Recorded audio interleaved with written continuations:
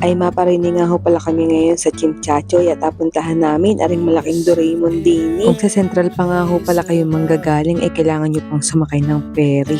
Kasama ko nga ho pala ang mga tiyang dini ay kahit man din ho nag-uulan ay tuloy ang mga mangyan.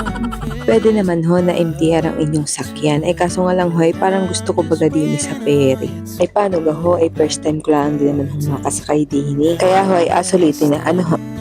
Mabilis nga lang ho pala ang biyahe din 15 minutes ho ay nandun ka na sa Chimchachoy. Ang kagandahan nga ho din kapag ka ikaw ay may octopus card ay hindi ka na humapila ng matagal. At kung wala naman ho kayong octopus card ay pwede naman ho kayong gumamit ng token. Ay isa pa nga ho ari sa gustong gusto ko din sa Hong Kong. Gawa nga ho nang walang kahasil-hasil ang biyahe. Sana sa Pilipinas din.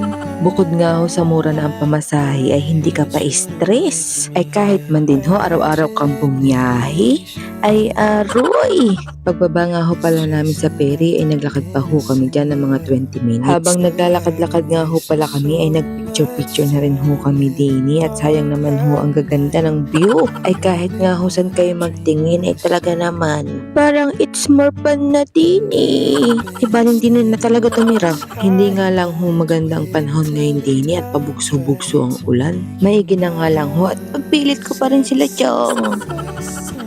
Paano ga ho, nung nakaraan ko pa talaga gustong makita rin si Doraemon. Kaso nga lang ho, hindi namin naabutan sa Sun Yat-sen.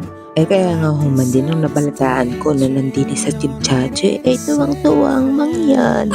Sa mga gusto nga ho palang pumunta dini ay hanggang September 1 ho ay nandini ho sila. Ay kahit man din ho nag-uulan ay kainaman dami pa rin tao. Dini nga ho pala sa K11 Museum nakapwesto ang exhibit ni Doraemon. Kapag ka gusto nyo nga ho palang lumapit o pumasok doon ay kailangan nyo hong kumuha ng ticket. Dahil nga ho palakasan ng palakas ang ulan dini ay nagyaya ng pauwi ang mga tiyang. Kung paparinig nga ho pala kayo ay mas better ho na kumuha ho kayo ng ticket para ho mas ma-enjoy nyo.